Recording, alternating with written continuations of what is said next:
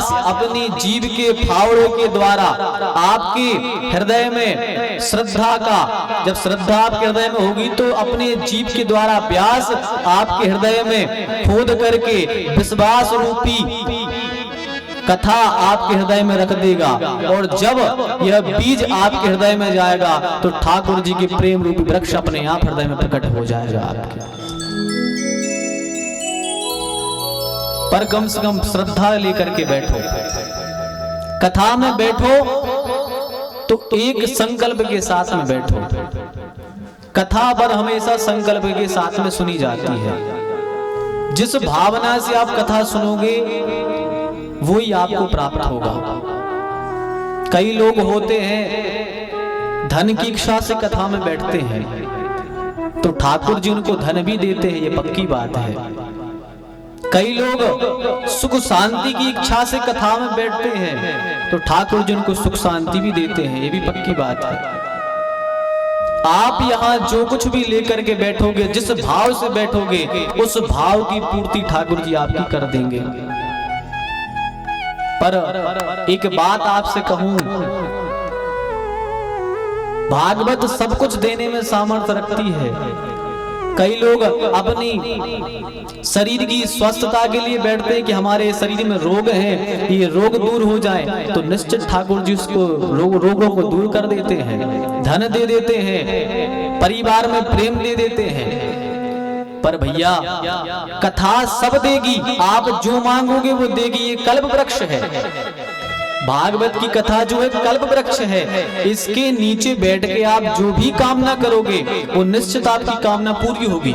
अरे हम कह रहे एक साल में नहीं तो 2 साल में होगी, पर होगी पक्की, पक्का में जरूर। अभी आपने कुछ समय पहले देखा होगा, जून जुलाई के महीने में लेहदरा में विश्वकर्मा जी की कथा हुई थी। दास के द्वारा ही कथा हुई थी।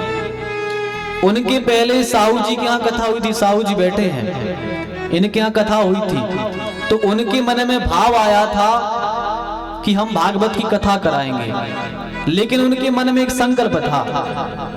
कैसा? उनके मन में संकल्प था कि जब हमारे लड़के का विवाह हो जाएगा तब जाके हम कथा कराएंगे, उनका ये संकल्प था। तो ठाकुर जी की कृपा ऐसी भई कि 2 से 4 महीने लगे, केवल 2 से 4 महीने लगे और उनके लड़के का विवाह हो गया।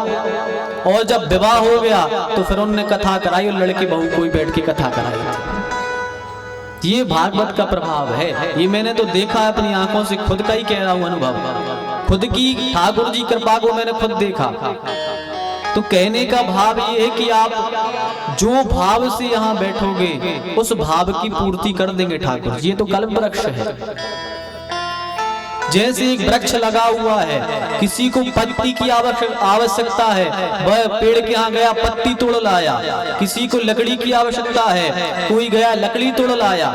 और किसी को आवश्यकता थी पेड़ की, उसने पेड़ उखाड़ा और पेड़ का पेड़ ले आया। ऐसे ये भागवत है। यहाँ आप जिस कामना से आओगे, धन रूपी पत्ती लेने आओगे आपको वो मिल जाएगी, सुख शांति रूपी डालियां लेने आओगे वो मिल जाएगी। पर सच्चा श्रोता तो वही है जो यहाँ से ठाकुर जी के प्रेम को लेने आता है। जो यहाँ ठाकुर जी का प्रेम लेने आएगा सच्चा तो वही, वो तो पूरा का पूरा पेड़ ही ले आया। इस संसार में अनेकों साधन हैं। यजमान जी बैठे हैं, इनको अपना हित करना था। ये चाहते जप करा लेते घर में बैठ के, मूल पाठ करा लेते घर में बैठ के, अनुष्ठान करा लेते कुछ भी बैठ के। पर इन्होंने सोचा कि नहीं, हम अपना भी कल्याण करेंगे और सबका भी कल्याण करेंगे। संसार में अनेकों साधन हैं पुण्य प्राप्त करने के। अनुष्ठान करा लो, महामृत्युंजय जप करा लो, अभिषेक करा लो, नाना प्रकार के जप होते हैं सब करा लो। उनमें से एक भागवत भी है। तो इन्होंने सोचा पेड़ की हमें डालियां पत्ती नहीं चाहिए, हम तो पूरा का पूरा पेड़ ही लेके आएंगे और अपने घर में लगा लेंगे। तो ये भागवत रूपी इन्होंने कहा कि भैया हमारे घर में तो भागवत होने दो, और जब हमारे यहाँ भागवत होगी तो इससे हर व्यक्ति को लाभ प्राप्त होगा। अब इनने कथा कराई, पूरे बदोना के और अन्य क्षेत्र के सभी को इस कथा से लाभ होगा।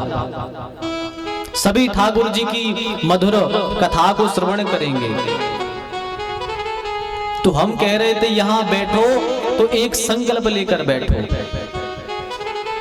और देखो सबके संकल्प अलग अलग हो सकते हैं, एक संकल्प किसी का नहीं हो सकता। यहाँ जितने बैठे हैं सबके अलग अलग संकल्प होंगे।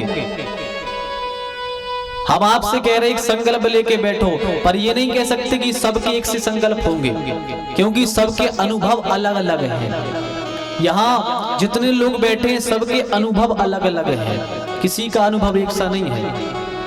तो जो अपना अनुभव लेके जैसा बैठेगा कथा उसे वैसी ही मिलेगी। जैसे कोई व्यक्ति बड़ी धूप में चलकर आ रहा हो, जेठ के महीना की धूप हो, चलकर आ रहा हो और एक पंखा लगा हो उसके नीचे वो बैठ जाए, उसे बड़ी शांति मिलेगी, एक पंखे में भी शांति मिलेगी। पर कोई व्यक्ति 36 नंबर एसी चला के आ रहा हो, इतने कूलिंग एरिया से चलकर आए, तो उस व्यक्ति को इस कमरे में गर्मी का एहसास होगा, उस पंखे में गर्मी का एहसास होगा। क्या कहेगा? जो वहां पर ठंडक रही थी वो ठंडक यहाँ नहीं है। लेकिन कोई किसान की खेती करके आ रहा हो और एक पंखा लगा हो, उसे उतने में भी चैन मिलेगा, शांति मिलेगी। देखो वातावरण वही है, व्यक्ति भी वही है, पर सबके अनुभव अलग अलग हैं। जो जिस अवस्था से आ रहा है, जिस प्रयोजन से आ रहा है, उसे उसी प्रकार का मिलेगा। ऐसे ही आप यहाँ जिस भाव से बैठोगे उस भाव से ठाकुर जी कथा आपके हृदय में विराजेगी। आप ज्ञानी बन करके बैठोगे तो आपको ज्ञान मिलेगा। आप वैराग्यवान बनकर बैठोगे तो यहाँ से आपको वैराग्य मिलेगा। पर सच कहूँ, आप तो यहाँ ना ज्ञानी बनकर बैठो ना वैरागी, यहाँ तो ठाकुर जी के प्रेमी बनकर बैठ जाओ। यहाँ से तो ठाकुर जी की प्रेम की चर्चा ही केवल होगी, केवल प्रेमी बनकर बैठो। दुनिया में कुछ भी बन जाओ पर प्रेमी बन जाओ। ज्ञानी बनने की कभी मत सोचो, ना वैराग्य, अपन वैराग्य भी नहीं बना सकते, ना ज्ञान अर्जन कर सकते हैं। आप तो केवल प्रेमी बन जाओ, बस प्रेमी बन जाओगे तो सबरी के यहाँ ठाकुर जी खुद चल के आए थे। सबरी ना ज्ञानी थी ना ध्यानी थी, इतने बड़े बड़े ऋषि महात्मा थे, सब उसने उनको कुटिया से निकाल दिया। नहीं, यहाँ नहीं रह सकती, तुम बाहर रहो। किसी ज्ञानी ने कुटिया में नहीं रखा। जब राम जी सबरी से मिलने को आए जंगल में, बड़े बड़े महात्माओं की कुटिया बनी थी। सब महात्मा निकल के बाहर आए। एक ने कहा महाराज इस कुटिया में चलो। राम जी ने कहा इस कुटिया में क्या है? बोले इस कुटिया में फलहारी बाबा रहते हैं। राम जी ने कहा नहीं, चलो सीधे। राम जी ने उस तरफ देखा भी नहीं, आगे चले। आगे जैसी चले, कहा महाराज इस कुटिया में चलो। बोले इस कुटिया में क्या है? बोले यहाँ दुग्धाहारी महात्मा रहते, केवल जो दूध पीते हैं। राम जी वहां भी नहीं रुके और आगे बढ़े। बोले महात्मा इस कुटिया में चलो, राम जी से कहा। राम जी ने कहा यहाँ क्या है? यहाँ बोले जलाहारी महात्मा रहते हैं, केवल जल को पीते हैं। राम जी वहां भी नहीं रुके, राम जी और आगे बढ़े। जैसे ही आगे बढ़े, महात्मा ने कहा तो इस कुटिया में चलो। बोले इसमें क्या है? इसमें बोले केवल पवनाहारी बाबा रहते हैं, जो केवल वायु को पान करते और कुछ खाते पीते नहीं है। राम जी वहां भी नहीं रुके, राम जी आगे बढ़े और एक कुटिया दिख रही थी। राम जी ने किसी से पूछा ना ताछा, राम जी सीधे उस कुटिया की तरफ चल दिए। महात्मा ने कहा अरे राम जी वहां कहाँ जा रहे हो?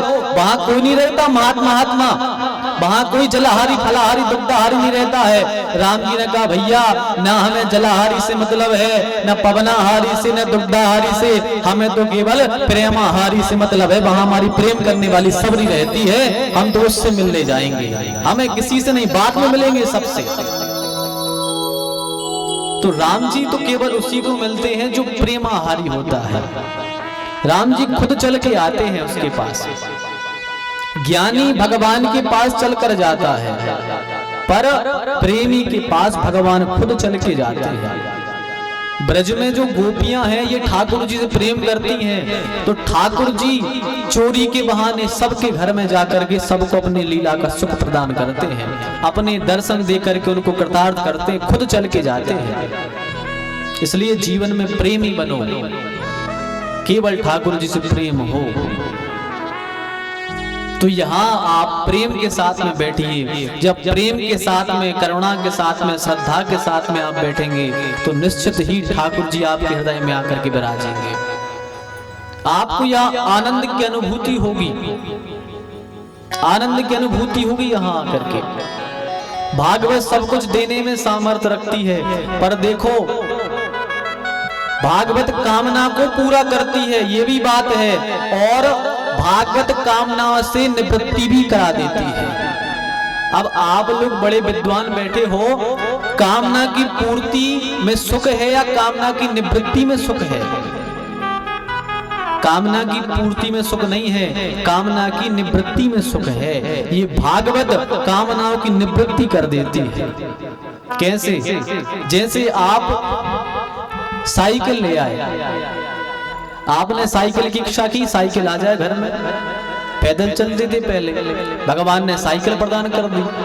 आपने बहुत से वो 2 या 3 महीने चलाई साइकिल, आपके मन में इच्छा हुई कि अब इससे बढ़िया वाली साइकिल ले, आपने रेंजर साइकिल ले ली। 2-4 महीने वो भी चलाई, फिर मन में आया नहीं इससे बढ़िया कुछ चीज लेनी चाहिए, बोले मोटरसाइकिल आती है, मोटरसाइकिल ले लो। मोटरसाइकिल भी कितने महंगी से महंगी ले आए, लेकिन 2-4 महीने बाद फिर मन में आए